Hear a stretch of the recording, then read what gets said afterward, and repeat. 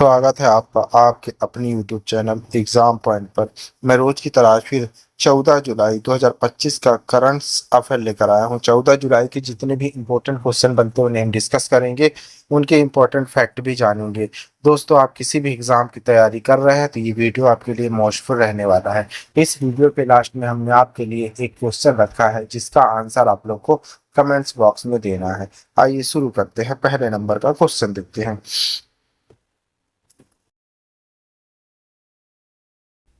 पेशेवर क्रिकेट में 5 गेंदों में 5 विकेट लेने वाले पहले पुरुष क्रिकेटर कौन बन गए हैं? सही आंसर है डी, कार्टिंस कैम्पर। की पंडित कार्टिंस कैम्पर एक आयरलैंड के ऑलराउंडर पेशेवर क्रिकेट इतिहास में 5 गेंदों में 5 विकेट लेने वाले पहले पुरुष खिलाड़ी बन गए हैं। ये क्रिकेटर बन गए हैं।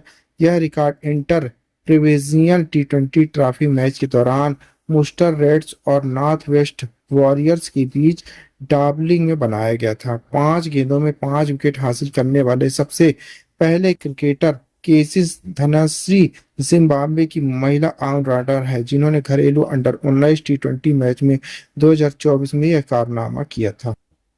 आइए आगे बढ़ते हैं। दूसरे नंबर का क्वेश्चन देखते हैं।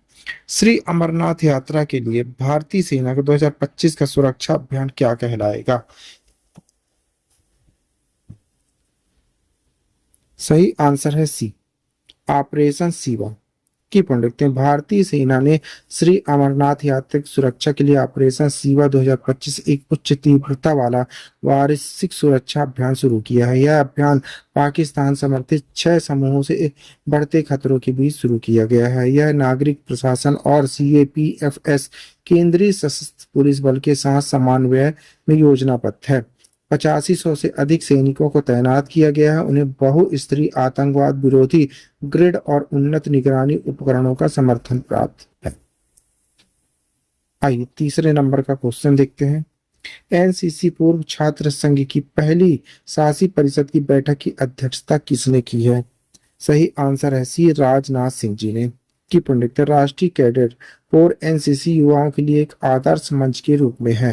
राजनाथ सिंह ने राष्ट्रीय कैडेट कोर पूर्व छात्र संघ NCCAA की पहली शासी परिषद की बैठक की नई दिल्ली में अध्यक्षता की। NCCAA का उद्देश्य पूर्व और वर्तमान NCC कैडेट्स को एक साथ लाना है ताकि विश्व के सबसे बड़े वर्दीधारी युवा संगठन की विरासत को आगे बढ़ाया जा सके। संघ से NCC ने नई ऊर्जा दिशा अपने आने की उम्मीद, राष्ट्रीय विकास में पूर्व छात्रों की भागीदारी को बढ़ावा मिलेगा। आइए आगे बढ़ते हैं। चौथे नंबर का क्वेश्चन देखते हैं। किस देश की पुरुष क्रिकेट टीम ने पहली बार T20 विश्व कप के लिए क्वालिफाई किया है? सही आंसर है बी, इटली ने। इटली की पुरुष क्रिकेट टीम ने 2026 T20 विश्व कप के लिए क्वालिफाई किया है। देश के लिए यह एक ऐतिहासिक पहल या मौका है। टीम का नेतृत्व जो बांस कर रहे हैं, जो एक पूर्व ऑस्ट्रेलियाई टेस्ट ओपनर है। 2026 का T20 विश्व कप भारत और श्रीलंका में आयोजित किया जाएगा। इटली ने ICC T20 पुरुष यूरोप क्षेत्रीय फाइनल के माध्यम से क्वालिफाई किया, जो एक 5 टीमों का टूर्नामेंट समूह था। आइए 5वें नंबर का क्वेश्चन देखते हैं। भारत में दुर्लभ पृथ्वी चुंबक उत्पादन के लिए नियोजित सब्सिडी योजना का कुल परिव्यय क्या है? सही आंसर है बी, 1345 करोड़। की पढ़ लिखते हैं। भारत सरकार दुर्लभ पृथ्वी चुंबक से घरेलू उत्पादन को बढ़ावा देने के लिए 1345 करोड़ की सब्सिडी योजना बनाने की योजना बना रही है। इस योजना का उद्देश्य दुर्लभ पृथ्वी ऑक्साइड को चुंबक में बदलने के लिए एंड टू एंड समर्थन प्रदान करना है। यह इस रूपांतरण में शामिल कंपनियों के लिए प्रसंस्करण सुविधाएं स्थापित करने में मदद करेगा। आइए 6ठे नंबर का क्वेश्चन देख लेते हैं। DRDO ने उड़ीसा में परे दृश्य सीमा से परे हवा से हवा में मार करने वाली अस्त्रा मिसाइल का सफल परीक्षण किसके साथ मिलकर किया है? सही आंसर है ए, भारतीय वायुसेना के साथ। की प्रयुक्त रक्षा अनुसंधान और विकास संगठन DRDO, भारतीय वायुसेना IAF ने स्वदेशी अस्त्रा मिसाइल का सफलतापूर्वक उड़ान परीक्षण किया है। यह मिसाइल एक दूरदृश्य सीमा से परे हवा से हवा में मार करने वाली मिसाइल है। यह प्रशिक्षण उड़ीसा के ऊपर सुखोई 30 के विमान से किया गया था। 2 प्रक्षेपण किए गए जिनका लक्ष्य विभिन्न श्रेणियों मंच स्थितियों में उच्च गति वाले मानव रहित हवाई लक्ष्य थे। आइए 7वें नंबर का क्वेश्चन देख लेते हैं। यूनेस्को की विश्व धरोहर सूची में अंकित मराठा सैन्य परिदृश्य में कितने किले शामिल किए गए हैं? सही आंसर है बी 12। की पढ़ लिखते हैं। मराठा सैन्य परिदृश्य को यूनेस्को की विश्व धरोहर सूची में अंकित किया गया है। यह निर्णय विश्व धरोहर समिति WHC के 47वें सत्र पेरिस में लिया गया था। यह नामांकन 2024-25 चक्र के तहत प्रस्तुत किया गया था। यह स्थल असाधारण किलेबंदी और सैन्य प्रणालियों का प्रतिनिधित्व करता है जिसकी कल्पना मराठा शासकों ने की थी। यह परिदृश्य 17वीं और 19वीं शताब्दी के बीच विकसित हुए हैं। आइए 8वें नंबर का क्वेश्चन देखते हैं। IPJ अधिसूचना के तहत स्वीकृत अवसंरचना परियोजनाओं की वैधता बढ़ाने के लिए सरकार का निर्णय IPJ 2011 ढांचा मुख्य रूप से किन भारतीय क्षेत्रों को कवर करता है? सही आंसर है सी अंडमान निकोबार द्वीप समूह और लक्षद्वीप को।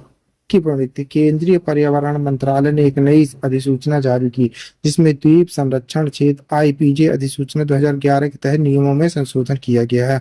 IPJ अधिसूचना 2011 पर्यावरण संरक्षण अधिनियम 1986 के तहत कानूनी ढांचा है।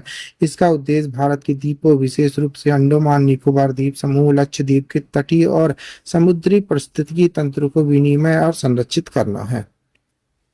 IPJ के तहत अवसंरचना परियोजनाओं के लिए पर्यावरणीय मंजूरी की वैधता को 7 वर्षों से बढ़ाकर 10 वर्ष कर दिया गया है। आइए आगे बढ़ते हैं। 9वें नंबर का क्वेश्चन देख लेते हैं।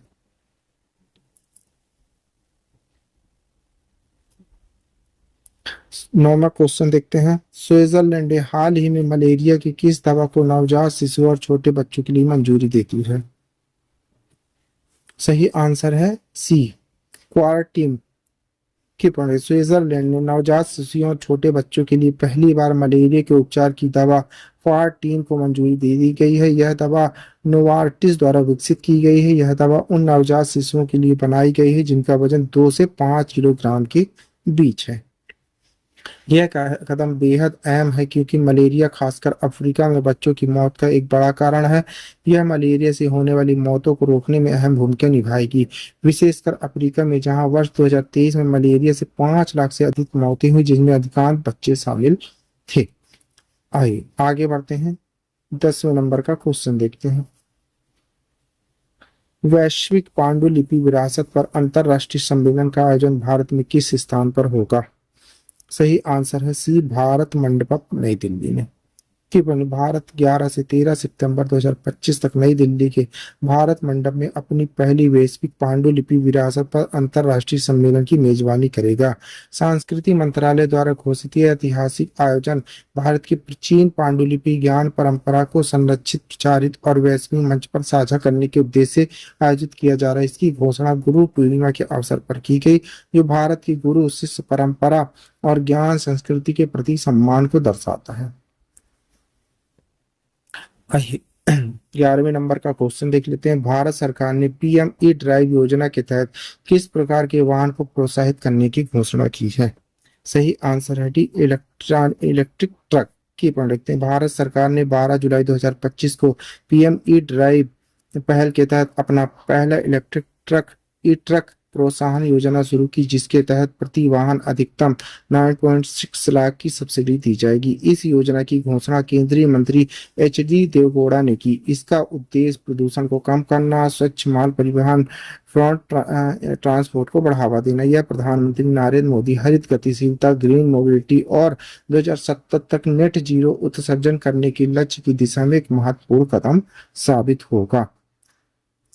आइए आगे बढ़ते हैं। 12वें नंबर का क्वेश्चन देखते हैं।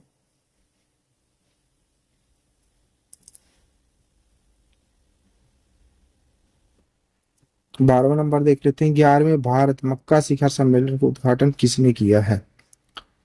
सही आंसर है सी शिवराज सिंह चौहान जी।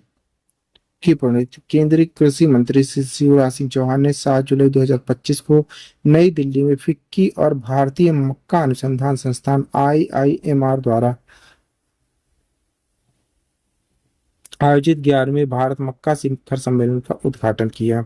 उन्होंने किसानों की आय में सुधार, मक्का उत्पादन को बढ़ावा देने, टिकाऊ खेती को बढ़ावा देने के लिए मक्का क्रांति के लिए सरकार के नए दृष्टिकोण को साझा किया। इस कार्यक्रम में भारत के मक्का क्षेत्र को आकार देने वाले प्रमुख कार्यक्रमों और साझेदारियों पर प्रकाश डाला गया है। आइए 13 नंबर का क्वेश्चन देख लेते हैं। प्राजक्ता कोली किस नाम से डिजिटल दुनिया में जानी जाती है? सही आंसर है बी, मोस्टली सेन। की पॉइंट देखते हैं। प्राजक्ता कोली जिन्हें डिजिटल दुनिया में मोस्टली सेन के नाम से जाना जाता है को टाइम 100 क्रिएटर लिस्ट 2025 में शामिल किया गया है। यह सूची दुनिया के सबसे प्रभावशाली डिजिटल कंटेंट क्रिएटर को सम्मानित करती है। जुलाई 2025 में टाइम मैगजीन द्वारा घोषित इस सूची में प्राजक्ता एकमात्र भारतीय हैं जिन्हें स्थान मिला है। यह सम्मान उनकी एक क्रिएटर, अभिनेत्री, प्रभावशाली कहानीकार के रूप में वैश्विक पहचान और प्रभाव को दर्शाता है। आइए 14 नंबर का क्वेश्चन देखते हैं। भारत की पुरुष फुटबॉल टीम फीफा रैंकिंग में किस स्थान पर पहुंच गई है? सही आंसर है सी, 133वें स्थान पर। की पॉइंट में भारतीय पुरुष फुटबॉल टीम फीफा विश्व रैंकिंग 6 स्थान नीचे खिसक कर 133वें स्थान पर आ गई। यह गिरावट जून में थाईलैंड और हांगकांग के खिलाफ 2 हालिया हार के बाद आई। यह सितंबर 2016 के बाद से भारत की सबसे निचली रैंकिंग, जिससे आगामी टूर्नामेंट टीम के भविष्य को लेकर चिंताएं बढ़ गई हैं। भारत की फीफा रैंकिंग में भारी गिरावट आई, जो अब 127वें स्थान फिसलकर 133वें स्थान पर पहुंच गई है। यह नई रैंकिंग गुरुवार 10 जुलाई को जारी की गई। यह गिरावट जून में खेले गए 2 मैचों के बाद भारत को 4 जून एक दोस्ताना मुकाबले में थाईलैंड 0.2 से हराकर सामना करना पड़ा और फिर एशियन कप क्वालिफायर रैंकिंग नीचे मौजूद हांगकांग को 0-1 से हार मिली। आइए लास्ट क्वेश्चन देख लेते हैं 15 नंबर का। NESTS ने हाल ही में किन संगठनों के साथ साझेदारी की ताकि आदिवासी छात्रों की शिक्षा और कौशल को बेहतर बनाया जा सके? सही आंसर है A, UNICEF India, Tata motors, ex Navodaya foundation. की पॉइंट देखते हैं। National education society for tribal students NESTS ने UNICEF India, Tata motor, ex Navodaya foundation के साथ महत्वपूर्ण समझौते पर हस्ताक्षर किए। इन समझौते का उद्देश्य देश भर के एकलव्य मॉडल आवासीय विद्यालय EMRSS बढ़ने वाले 1.3 लाख से अधिक आदिवासी छात्रों की शिक्षा, जीवन कौशल और रोजगार प्रशिक्षण को मजबूत करना है। यह पहल आदिवासी युवाओं को एक बेहतर भविष्य के लिए तैयार करने की दिशा में एक अहम कदम मानी जा रही है। आइए आपके लिए क्वेश्चन है, देख लेते हैं। इसी क्वेश्चन का आंसर आप लोग को कमेंट्स बॉक्स में देना है। क्वेश्चन देखते हैं। हेम बहादुर मल पुरस्कार 2080 से किसे सम्मानित किए गए? प्रकाश मान सिंह राउत, हेम बहादुर मल्ला, कानून श्रेष्ठ, राम प्रसाद यादव। दोस्तों इस क्वेश्चन का आंसर आप लोग को कमेंट्स बॉक्स में देना है। आंसर आप लोग कमेंट्स बॉक्स में जरूर दीजिएगा, भूलिएगा नहीं। आप पढ़ रहे हैं 13 जुलाई 2025 का डेली करंट अफेयर। दोस्तों आप किसी भी एग्जाम की तैयारी कर रहे हैं तो ये वीडियो आपके लिए मोस्टफुल रहने वाला है। इस वीडियो की PDF डाउनलोड करने के लिए आप हमारे टेलीग्राम चैनल एग्जाम पॉइंट पर जाकर वहां से PDF डाउनलोड कर सकते हैं। Thank you for watching my video. इस वीडियो को ज़्यादा से ज़्यादा शेयर करें, लाइक करें, कमेंट करें। Thank you.